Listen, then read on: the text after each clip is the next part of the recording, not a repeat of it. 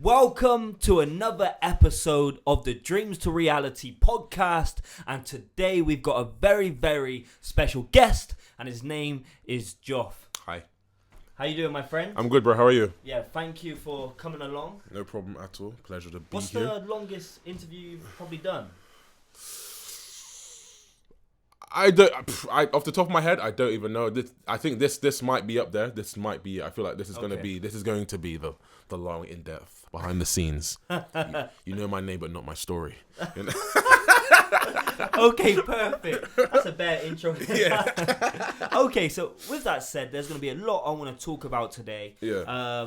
Your story, where it all began, and hopefully there's going to be something many people can take away from this episode today. Yeah. Because I feel like you've been through it all. You're also an athlete, and you're really kind of committed, and a lot of people look up to you for what you do, not just your YouTube stuff, but other areas as well, including me. So with that said, let's start from the beginning. When you was young, what was your goal? What was your dream? Yeah. Okay. What was it? Talk to me. As a kid, the dream, like many people that live in the UK that love sports, the goal was football. I got into playing football accidentally, which is quite funny because my dad's friend owned a VHS, which sounds like a mythical thing to say now, a video shop around the corner from our house, and he would go to see his friend, and I was with him one time at the shop, and he was just closing up. My dad was like, "Oh, so where are you off to next?" I'm just going to go drop the boys off to their little football club thing. My dad was like, "Oh." And I stood there not really paying attention. My dad kind of looked down at me and was like, "Do you want to go?" I was like, "Okay, I don't know. I don't play football." So I went along. It was at a school called Whitfield at the time, in their gym on the inside, their indoor football court, and I kind of broke into football then and joined their little youth club kind of thing and played football from there. And the goal from that point on was to become a pro football player kind of thing. How old was you then? Like 9. 9 years old. Yeah. Okay. Fast forward a bit, I then got into like Sunday league teams. I played for like the Bristol Rebel Supporters Club. I had trials at Bristol City. I got released from Bristol City when I was 14, I think it was 14. And then I played for the Bristol Academy of Sport.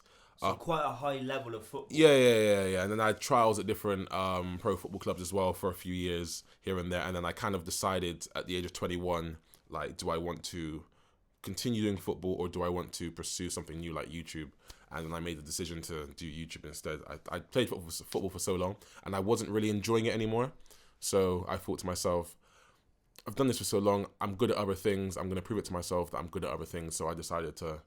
I didn't know anything much about YouTube in the first place, but I knew that people were doing it full time. And I was like, oh, I could do that. So I kind of just drilled at it. And yeah, and here we are. Yeah. So when you was at college and stuff, because we went to the same college, that's how we know each other, was many people doing YouTube at the time? Or was it kind of a big thing to start to explore because you're putting yourself out there, I guess? Yeah. You're making yourself somewhat vulnerable by doing it. And especially in college, when you're in school, people are very judgmental at the same time. So there's that kind of pressure because if you make yourself look like an idiot, I guess, you have to go back and see him the next day. And I remember, I think it was in my second year at college. Before my YouTube channel that I have now, my Jemel 15 channel, I had another YouTube channel where I do like comedy sketches and stuff like that and like just silly little pranks. And I wasn't very consistent on it, but it was just something fun to do as a hobby. And the academy boys knew about it and we banter here and there, but the football coaches didn't like it. And they were like, the football coaches would make it very vocal and apparent, stop doing this, it's going to ruin future endeavors, it's going to make you bad. Like they would throw any jab they could at any possible time during training or team talks in the change rooms. Like, yeah, you know, if I said the name of the dude, you'd know him as well. And they would say all these things, which made me just want to do it even more, kind of thing, that it was rubbing up the football coaches the wrong way. So they wanted you to put a stop to it. Yeah, that, like, stop doing it. The teacher stuff, the teachers and all the faculty kind of thing. Yeah, big time. Okay, amazing. So, if I remember, because I've followed your journey from the very, very beginning, you've rebranded yourself a couple times, Yeah. or your videos have completely changed. Yeah. And I think I've spoken about it before. Why did that happen? Was it just a learning curve trying to find your true self? How did you become who you are now and not somebody, say, who you might have gone down the comedy route before? Yeah. Or whatever. Does that kind of make sense? Yeah. I think rebranding, reinventing yourself is normal. I think it's healthy. It happens several times simply because when you start out on YouTube, there are people that you follow and you say to yourself, I like their content. I want to make similar stuff to them. So you kind of start off the YouTube journey a lot of the time trying to emulate, of course, someone that you love big time. But at the same time, it's not really staying true to you because you're just pretty much copying what they do in your own kind of unique way. And as you go along this YouTube journey, and if you're serious about it and you know that you need to be consistent and you know you need to keep creating content, you have to then start asking yourself the hard questions of who am I? What do I stand for? What am I about? What do I want to bring to the table? Why should people take the time to watch my stuff? So I went through a lot of rebranding in the beginning where my content was very much one particular way, then it was something else. And then I kind of started to find my own face.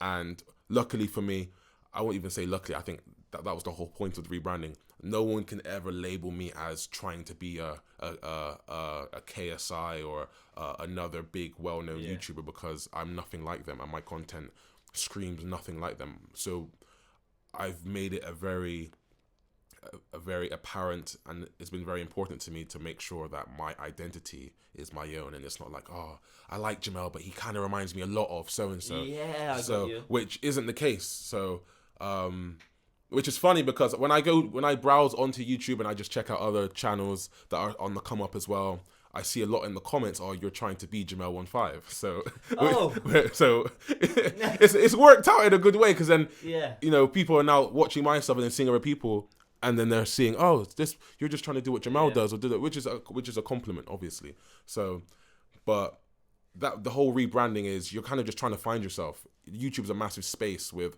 a lot of people trying to create content, and to be original is very difficult, but at the same time it's not impossible because no one else can be you. So 10,000 other people might do a crossbar challenge video, but 10,000 other people aren't me. They're not my friends. That's true. So they don't bring the same elements to the video. So people need to focus on that and realize you are you. Focus on you. What do you bring? What can you offer? And then work on it and then capitalize on that. But it takes a lot of time to do that. You have to be very honest with yourself. And that's a part of the learning curve. That's how you grow. That's how you rebrand. You reinvent, and you ask yourself more and more questions. Okay, what do I want to do? What do I not want to do?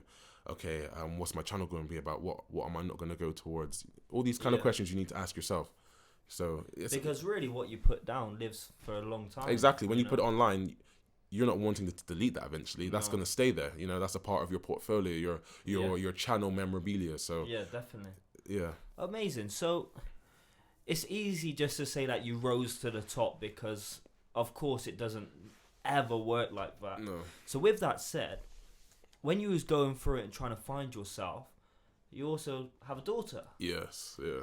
So how old is your daughter now? My daughter's she's 5. She's 5 years old? Yeah, yes. Okay. And how did that have an impact on you? Because let's be honest, before your kid come along, I guess it's all about yourself. Yeah. And then you have to change your perspective a little bit.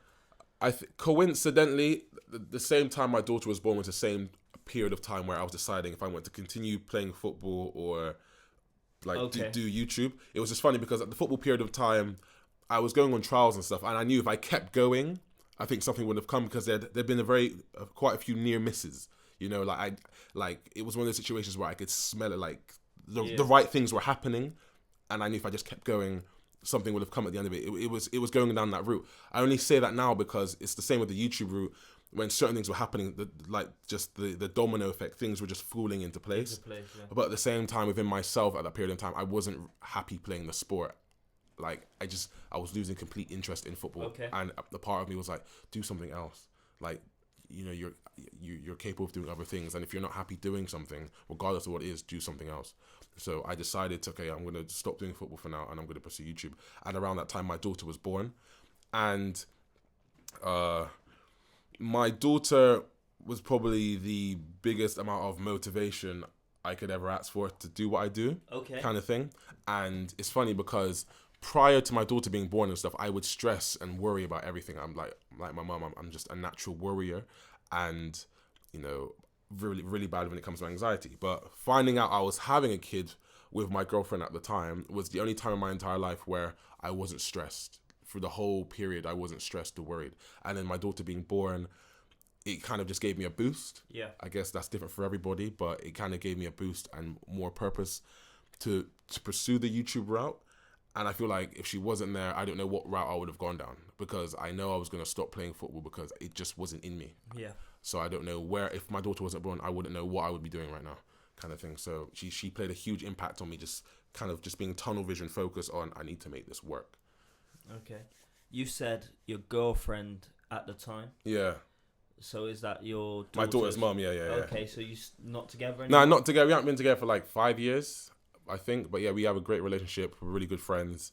That helps. Yeah, it helps massively. Just, you know, we're not in that cliche bracket of baby mama drama or baby daddy drama. We're good friends. But that's nice to see. So it's nice. Yeah, that's nice to see as well, isn't it? Because I think, especially obviously my parents being divorced, a lot of people's parents are split up, and it's your daughter is always going to look up to you and her mum, and actually see, do you know what, they still got some type of a relationship, and it's still healthy, and it all benefits your daughter, which is amazing. Because how many people do you think when that happens, people will use their kid as a weapon against them? So fair play to you. Thank you, man. And the mum of your daughter, 100%.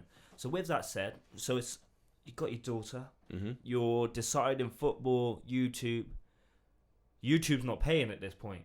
Yeah, exactly. So how did you survive? So I've created a term, job gypsy. So what I would do, I don't think I've ever had a job. I've never had a job for like a year. Never. Okay. I would bounce from job to job. So I would calculate how long I would need to be somewhere to make this much money to buy equipment. So I worked at one place. I worked at Asda for 3 weeks. I worked at Levi Jeans for a weekend. For a weekend? Yeah. Good job, mate. Like I worked at Phones for You for maybe 6 months, I think. Working at Phones for You is what helped me get my first camera, my first Canon 600D. I got that on a finance buy now pay later. It was only 400 quid. It was like buy now pay in a year's time. I paid it off within 3 months anyway. But I got the last Canon 600D they had in stock, so I was like, this is meant to be. Got that. Literally, if I didn't, like, honestly, my CV could be like 2-3 pages long. I've either been fired. Do you have a CV? No, not anymore. I've had a CV for about 4 years, Yeah, but I've been fired from so many jobs, or I just walked out of jobs. Okay. Literally, I was working for an energy company in Bristol, and I remember this was on the cusp of Jemel 1.5 starting, and I was doing public videos. You know, when I go out into public and interview people that are slightly hyped, and I went in for a meeting because I wasn't hitting targets. They were like, you need to be hitting 80 to 90 tickets a day. You're the only one in the team hitting 25. I was like, oh, wow. I was like, yeah, you need to step it up. Walked out the meeting, took off my lanyard and just walked out. And then that following weekend, I did my first public video, and then it took off and did really well. And I was like, okay, I know what I need to be doing. And then I found another job in the meantime, bouncing from another job to get more money to get the equipment. And literally, that's all I would do. I would get a job, stay there for a little bit, and then leave. Yeah, I just couldn't stay. I think being in there enough gave me enough motivation to keep doing what I'm doing, because I can't be in here. I hate having to tell people I need to go to the toilet, or I hate having to have a lunch period at this time when blah blah blah blah, blah, or it just all bothered me a lot.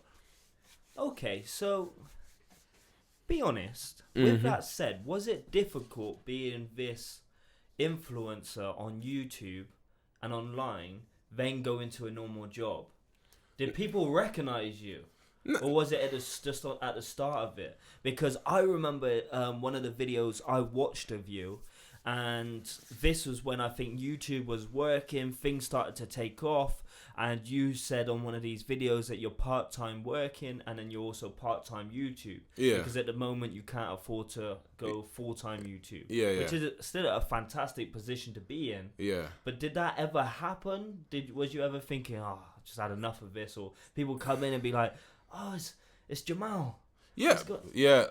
What's going on? So working and then doing YouTube at the same time, I'd go into jobs and I'd be working beside someone that watches my videos or whatever else kind of thing. So that happened a lot, but it was never a case of, oh, I'm doing YouTube and then I've got to go into this establishment and blah blah blah.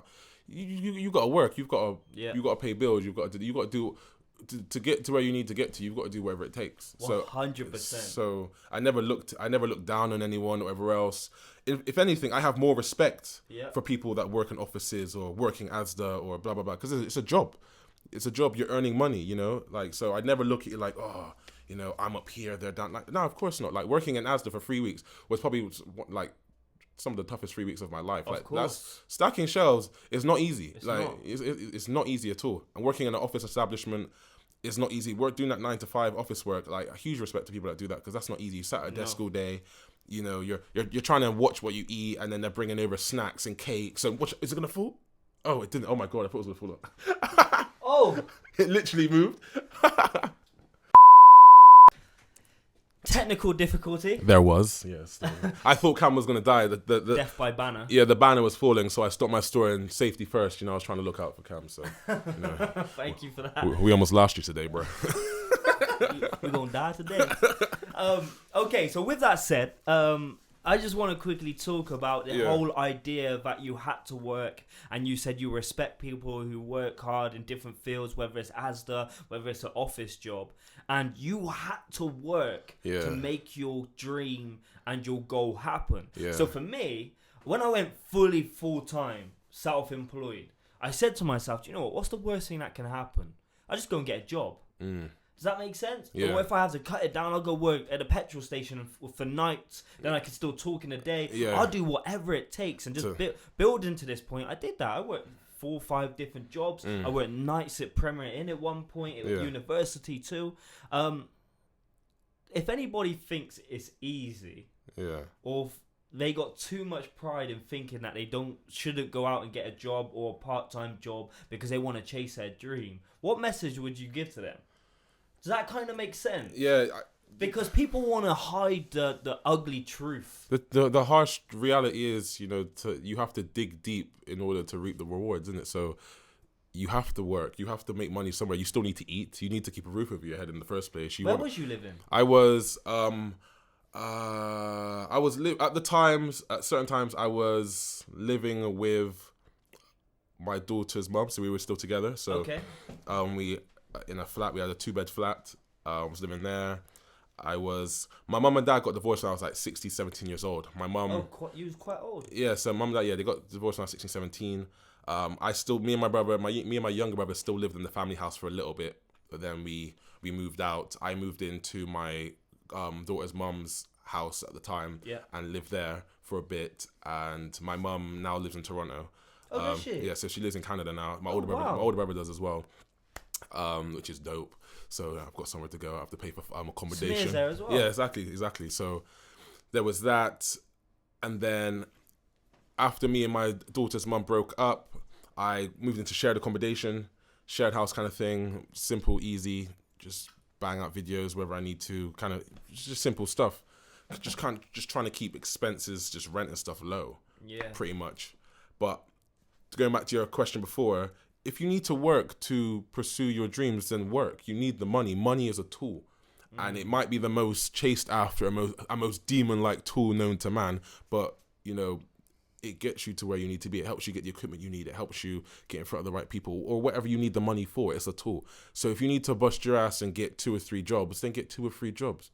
Because the whole, I like, honestly, when I worked in the office for, I think it was like 3 months, I got a credit card because I needed a new camera and some new stuff. And I maxed out the credit card, but I need to pay off the credit card. So I got a job in the office. So I thought, boom, it's this much calculated. Okay, if I work this long, I can pay off the credit card in X amount of time. bro, when I tell you I would ring my dad crying on the phone, like, I can't do this, I can't be in here. I'd ring my brother as well, and they would just give me words of encouragement. Just get through another day. So they supported you? Yeah. Just to get through another day. Like, when I tell you I didn't think I had the mental capacity to do it, to work in the office, that's why I applaud people that do it, because I can't do it. I found it very mentally difficult being still for that long or typing and just doing all of that. So, but there are people that could do it, and I fully respect them for doing it. I just can't do it. Yeah. And it would bring tears to my eyes because I just couldn't. You get in, you clock in, and then I'm having to care about something I couldn't give a damn about. I'm having to hit a target I couldn't give a damn about. If I don't hit this target, I'm getting a rollicking in front of a bunch of people that I don't care about. Kind of, it's just all just unnecessary stress. Yeah. But I need to pay this credit card off, and I've still got another 2 months to go. You know what I'm saying? And when I'm on the phone to my dad, like, just crying my eyes out, like, I can't do this. I really can't. And he's just there like, yo, one day at a time. Go to the gym on your lunch, release stress, kind of thing. Like, but I got through it and I did it. And in the end, I left the establishment, I think 2 or 3 weeks early, because the manager, she knew I did like YouTuber stuff, and then she was like, your heart's not in this. I can see that every time you come in here, you look a bit more broken than the day before. And she's like, go, and we'll pay you to the end of the month anyway. Wow. Anything, like, literally, she took me to one side and she literally said, we'll pay you to the end of the month. Go do what makes you happy, kind of thing, because this clearly isn't it. And I don't want to break you whilst you're here. You know what I'm saying? And that was amazing. Wow. Yeah. But yeah, nice. by all means, if you need to work, then work. I always say, you know, what you're doing now isn't what you're going to be doing forever. If you've got a plan and you're focused on what you want to become, your job now isn't going to be forever. It's not your bread and butter forever. So if you need to drill it in now and go hard now, then do it. Yeah. Because you know this isn't the end goal. You know what I'm saying? So stepping stone. Exactly, it's a stepping stone. So fully maximize and drill this situation out so you can get all the money you need and blah, blah, and experience and whatever you need to. And then eventually you're going to let it go because you know this isn't your final stop. So don't stress. Wow. You know? That's incredible. So, let me ask you a question. How was it taking that leap from being in a job to then going full-time, YouTube full-time? You're not just YouTube, you do everything. It's what I'm going to be talking about in a minute. Yeah. So I don't want to just say that you're a YouTuber, because I don't see you as just a YouTuber, because I see you doing many different things, including interviewing Hollywood stars and stuff like that, which you come to. But how did you take the jump? Like, how did you feel? Was it just like money's coming in? No, it wasn't. The jokest part is when I did go full time, no money was coming in. Oh, no money was coming in at all. It was, I just made a decision. I was like, from this point on, I'm going to find the money to pay rent, or I'm going to like I've got a bit of space because I had some money saved. So for this period of time, I'm cool, but I need to then start finding money. But I said to myself, I'm not working again. So you're gonna have to put your thinking cap on, Jemel, and okay, where's your next source of income coming from, or blah blah blah blah blah. So it was a leap of faith. That's what JOF stands for. JOF stands for Jemel15, and it stands for jump and take a risk or fail by not trying. So I just jumped and I just say it again. Jump and take a risk or fail by not trying. So the JOF. So that's what I did. There was no huge income when I went full time. I just made a decision. I thought, you got money saved, cool, you're right for a couple of months. Now find some more income. But you're not getting another job, Jemel, so you better start thinking hard. And yeah, literally. I wasn't terrified. I was excited, but I was just kind of like, okay, you know, if you're going to do this, okay, think. So but at this time as well, Dad's helping me with, Dad's dropping, you know, information to my head of what I can do. I've created a few relationships with other YouTubers. So the ball's rolling, things are happening. It's just, you know, okay, management, this. So I learned how to network, you know, business cards. So anyone that knows me knows I've always got business cards on me 100% all the time. And I'll go to a party and I'll network, you know, like I'll anywhere I can. If I go to a YouTuber event, hey, anywhere, anyone networking, you never know who you're going to meet at the most random of places and times. So, and that's where some of the greatest opportunities come from. It's true. So was you in charge of recording and editing all your videos, or did you have support from other people, or did you have a little team? Do you have a little team? How does that work? When it comes to my content, I do literally everything myself, other than when I go out to film maybe my football videos or my public stuff, my cousin or my younger brother are on the camera. I think I know your cousin. Yeah, Romeo, Stefan, Steph. Play American football. Yeah. He was good as well. Yeah, rapid. He's so fast. He was really good. Because he was, when I was young in the game, and he was, 3 years older or something. So he was older at the time. So I was like 15, 16. Yeah. And I used to look up to him and think, wow, like, he can move. Yeah, guarantee if he went to America, if he had a squad, he'd blow up. He's sick. But yeah, so quick plug to Steph, the producer. Check him out. Okay, he does good stuff there. Literally, I do everything myself. So editing, the planning, it's all me. How did you learn it? Going back to, do you remember back in the day, MySpace, Bebo, all that stuff? So one of my closest friends, Lorian, I used to go around to Lorian's house every weekend, every Friday night, Saturday, and he'd always be on Photoshop. And I'm like, what is this? Oh, like girls send me their pictures and I edit them for them for their Bebo accounts or their MySpace. And I was like, what? And I was fascinated. What you customize? Customize to me was amazing. What you can make it your own style, whatever else, personalize it. So he would teach me little things on Photoshop, and then I started to create Bebo skins and MySpace skins and all this stuff with him. And then girls would message us, oh, can you make me a Bebo skin for my page, please? Blah, blah, blah, blah. Okay, cool, no problem. And then that was around 12, 13 years old. So at that point, I was really getting into on computers, just customization stuff, just making little things like that. So throughout my teenage years, I was always doing stuff like that. And I was always on YouTube, just trying to learn a new Photoshop skill. And it was like Google videos to begin with. Yeah, Google videos, I think. So like that was always there. So that was an element. When I wasn't playing football, I was on my computer 24/7 making a new skin or doing this or trying to. I would take a random photo and try to edit it to make it look sick. So that was there. So when it came to finally doing YouTube and stuff, it was all just self-taught. It was just okay. I need to learn how to cut this, and I thought, well, I've learned Photoshop, so I can easily learn how to chop and change a video or blah blah blah. So I just taught myself everything. It'd be interesting to go back to like your first ever video, bro. I've got the hard drives. I think I know where some of those videos are as well, and I could bring those out. Yeah, because I always remember when you used to go to supermarkets. And you used to get abused. Yeah, or moving like Bernie, Supermarket Menace, loads of old school stuff. That's amazing. I still remember them now. Okay, so let's flip up. So everybody, if you haven't already, 100% check out Jemel's YouTube. Thank you.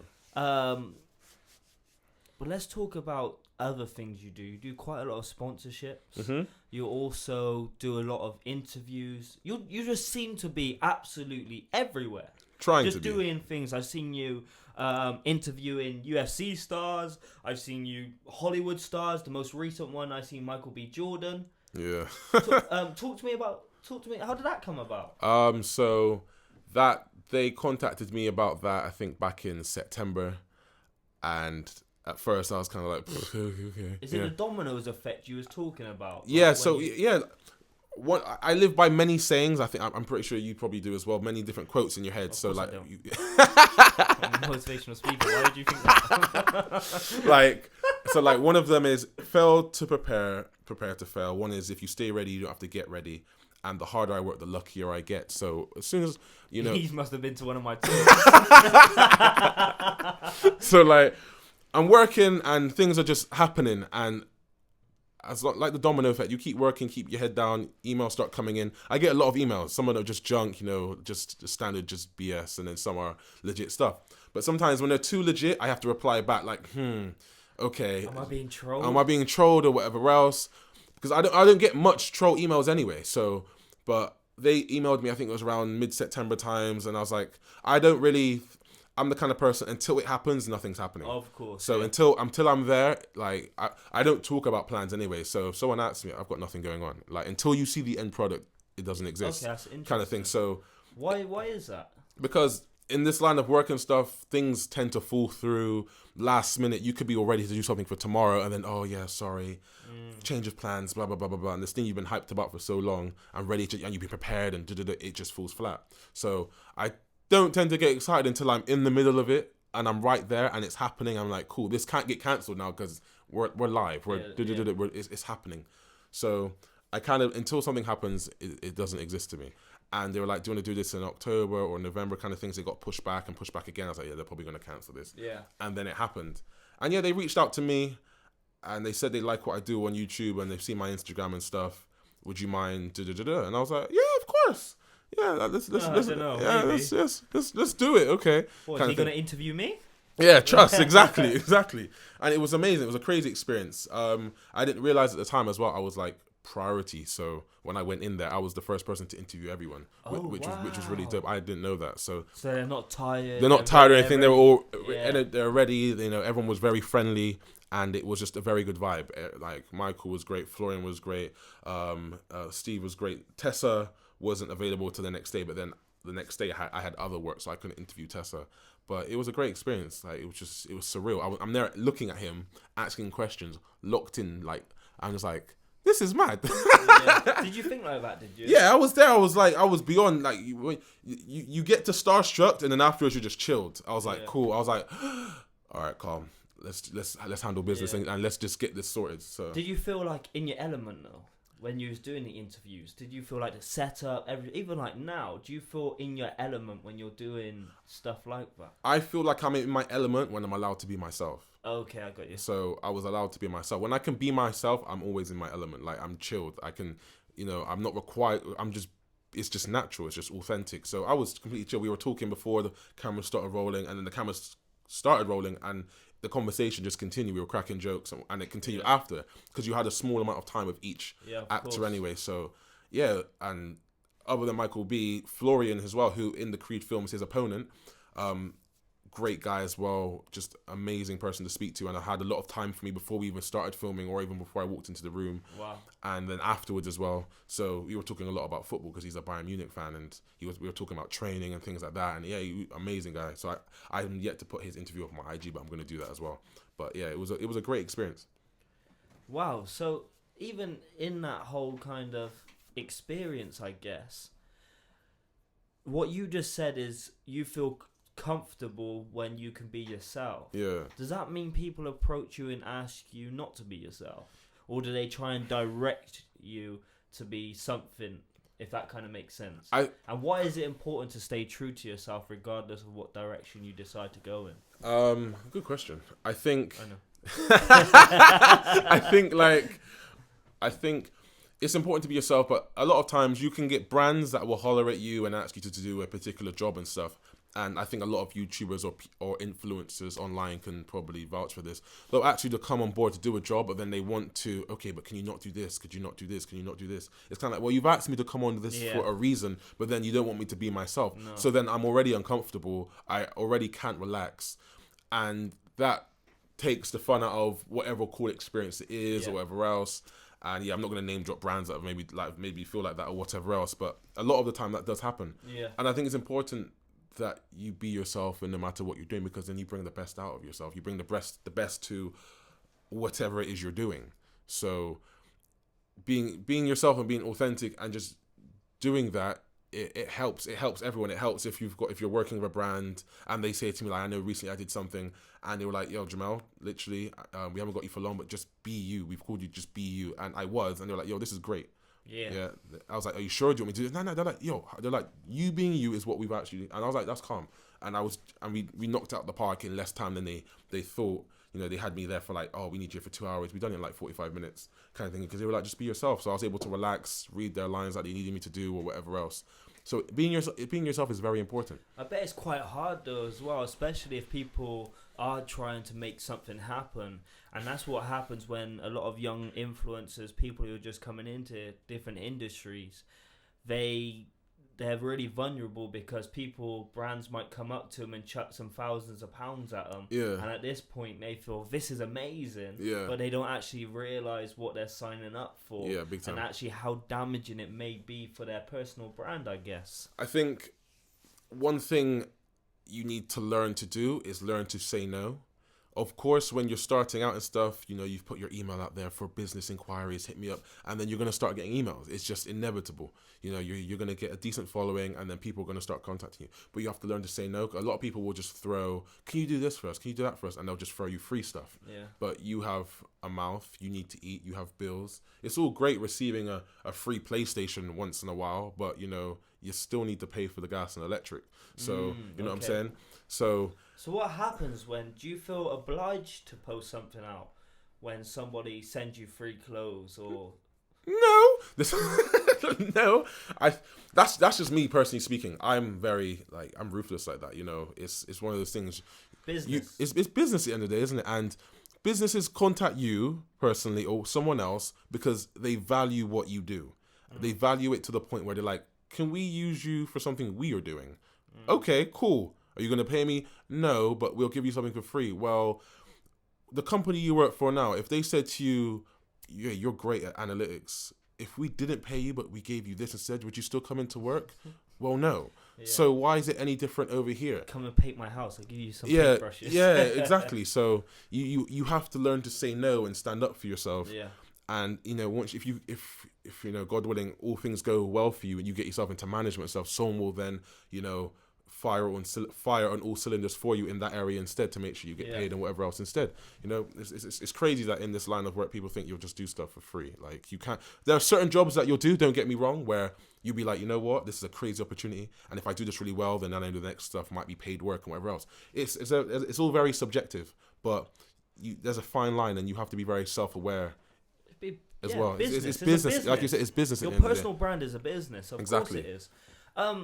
So who's the best interview you've ever done? Would it be that Michael B. Jordan one, or I've seen you doing like Michael Bisping? I see you doing loads of different things. I see you out there, or it doesn't have to be an interview. I'm not a big football fan. I seen you. Was it with Michael Owen and? Everyone seems to be a Michael. Was it Ferdinand was there at the time? It looked like you were somewhere with room full of legends. Last year I was invited with a friend of mine, Charlie Morley, who's also a YouTuber, via BT Sport to go to the Europa League final to watch Man United versus Ajax. So that was pretty cool. And after that, we went back to the hotel where a lot of the BT Sport lot were, the very high heads. And Rio Ferdinand was there, Hargreaves, Michael Owen, and a few other people, and we were just chilling throughout the night playing football in the hotel. That was surreal. That was nuts. It was crazy. Just like I'm here chilling with Rio, and I'm having a heart to heart with Owen Hargreaves, just talking about football and all this mad stuff. It was cool. It's just, but at the time you're kind of just in your element. You're just chilled. You're just being yourself. You're not trying to pull out your phone like, oh, look who I'm with. You don't want to look. You don't want to look like that. But then if you're not like that anyway, it won't occur. Yeah. So you're just absorbing the moment. So that was pretty fun. Went on to Mike Ashley. Does he still own Newcastle United? I'm not sure. Went on to his private jet last year. Oh wow! And they flew us to Newcastle. And then we flew back on his private jet as well. So that was pretty cool. It was a cool experience. 10-minute journey? That was like half an hour. Ate burgers on the plane as well. So that was cool. Wow. That was cool. So there's been a lot of really cool stuff. I went to Japan this year, which was amazing. I want to go back to Japan. That was with New Balance. Oh, cool. Yeah, I went to Russia last year with New Balance, which was very interesting as a black dude going to Russia. So that was fun. Went to Kentucky. Why? Did you feel... Yeah, Russia's just a very interesting place. I'll say that much. It's a very interesting place. Did you like it there? I enjoyed it. I enjoyed the experience though. Of course, I'd never thought in my lifetime I'd say, yeah, I want to go to Russia. But the opportunity came and I figured, well, go. So I think the World Cup as well. Obviously, you went last year, but maybe the World Cup this year. Yeah, obviously, as well. Exactly. But we went before the World Cup, so obviously they were still putting things in place So went there, watched Liverpool play. Is it CSK Moscow? Were they playing Moscow or Spartak Moscow whilst we were there as well, which is really cool. Saw that. Yeah, it was a dope experience. I probably wouldn't go back to Russia anytime crazy soon, but I wouldn't rule it out. Okay. But it was a great experience. So, what's next for you? What's next for Jemel? Actually, there was something I picked up earlier. I want to come into that. You don't have to talk about it if you don't want to, but you said that you've had, in this interview, a huge amount of anxiety. Is that something you suffer on a regular basis? From like teenage years, I suffer from like very, very bad depression, depression, suicidal, and very bad anxiety. Oh wow! And like this year was very difficult. I put a video out on it on my YouTube channel earlier this year, kind of just for myself to kind of just speak openly about it. This year? Yeah. So I put a video out on that. The video was more so a video so I couldn't be in denial about it anymore, because it was a situation where I kept saying I'm fine. But me making the video and putting it online, it's evident, okay, you have a problem. Fix it. It's okay. Don't be ashamed of it. So I put the video out there. and you know, it was received well. I guess I wasn't trying to put it out there for accolades and stuff like that, but it was for myself. It was kind of like I needed to kind of just project my thoughts out loud. But yeah, I've been suffering with stuff like that for a long time, so I go to counseling as well, which helps. But yeah, that's all been a work in progress. But earlier this year, it was very difficult, very hard, and it kind of affected my YouTube work and everything else. But I was still trying to push through it. But yeah, it was very much present. But I didn't talk about it to many people at all. But, wow. Yeah. So, if people meet you or they watch your videos, you seem a very happy, positive guy. And you could probably say this year has been an incredible year as far as what you do. Yeah. So to hear that you've really struggled. Yeah, big time. And you've really faced a lot of adversity is incredible, really. And I think that's really brave for you to say that. But Thanks, man. What would you say to anybody going through something similar? You said counselling is maybe a tool to help you. Yeah, that was me personally. I think everyone's different, but I would always, the first thing I would do is I'd hope everyone has someone in their life that they turn to for, you know, when they're in trouble or they trust. Just talk to someone. There's other things like Samaritan. Just talk to someone. It might not have to be someone you know personally. There are services online, people you can call. Just to speak to someone, just to vent out what's going on in your head. Why does that help? For me personally, when everything's in my head, it's like a massive storm. It's like I'm in the center of a storm and everything's just going nuts. And everything is just like a crazy tornado and I can't move and I become very still and I just don't move for days. I don't get anything done. I can't really process anything. It just becomes very dark and then the walls start to cave in as well. But if I'm able to talk or write things down, I can kind of see things in front of me and I can make sense of stuff. But when it's all going on in your head, it's all very blurry and faint and just very distorted, and that's just me. Maybe other people feel like that as well. Yeah. But I know that talking to someone and then maybe asking questions and then helping me understand particular things or helping me find answers, it helps give some clarity. And then I kind of have some directions and kind of, okay, what do I need to do next? Okay, what's the next step?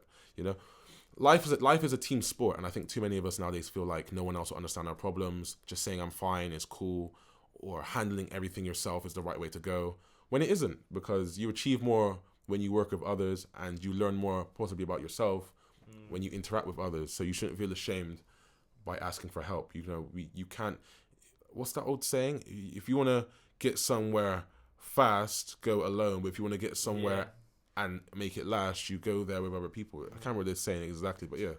You should be a motivational speaker. Hey, listen. If you ever need a collab, shout me. I'll jump on the road with you. So, because you are Jemel, JOF, did it take you a long time to actually tell people about the challenges you were facing? Did it take you a while to accept it even yourself? Or have you always known, if that kind of makes sense? It was never an issue telling other people. The problem is when you suffer from depression and very bad anxiety, and the common thought is you don't want to be a burden for other people, so you create a very good front. So a lot of people think, oh, is Jemel really this bubbly and stuff when he's not making videos? I'm that hyped off camera. So anyone that knows me, I'm just as nuts off camera. It's the same thing. But it's just when you're still being very in denial within yourself about you having some type of mental imbalance or problem, then that's the problem. I'd never, not tell anyone, but I couldn't accept it myself. So the problem was accepting it myself first. And once I'd done that, then I'm like, okay, let me now outsource and speak to somebody else. So it took me a while. I tried to go to counseling when I was younger, like 18, 19. I went to counseling a bit after my mum and dad got divorced. And that didn't really work because you can't really work on yourself if you're not really willing to work on yourself. Of course. So I would go to counseling, but in my head, I'm like, I'm not going to tell her anything. So I'm already wasting her time and my time. So, but this time around, I'm like, okay, just put everything on the table and see what comes of it. Yeah. You know what I'm saying? So I think after accepting that and knowing that I'm not going to get anywhere unless I actually help myself, then I became a lot more comfortable talking about it or whatever else. I have no problem talking about my mental state or whatever else. It's not a problem for me. I'm not embarrassed by it or, You know, I'm not perfect. I could have Yeah. I could have other issues, but I'm at a point where I have an audience, and there may be other people out there that are going through something. Of course there is. So to be vocal about it is a smart thing to do, you know. 100%. And if I can help somebody else by just sharing my 2 pence, then I will.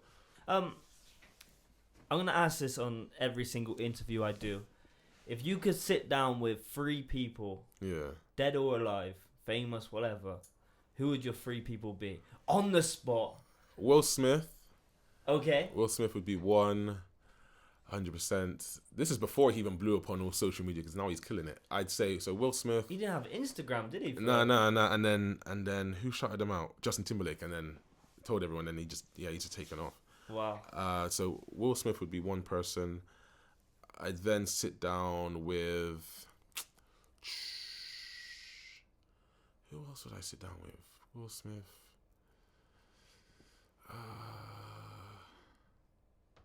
Morgan Freeman. Okay. Yeah, Morgan Freeman. And then I would sit down with, let me see, probably The Rock, Dwayne Johnson. Yeah, definitely. I'd sit down with those. I just feel like I could pick his brain whilst we train. Will Smith, you could just sit down and talk about. Train too, and talk about anything, because it's such a different world.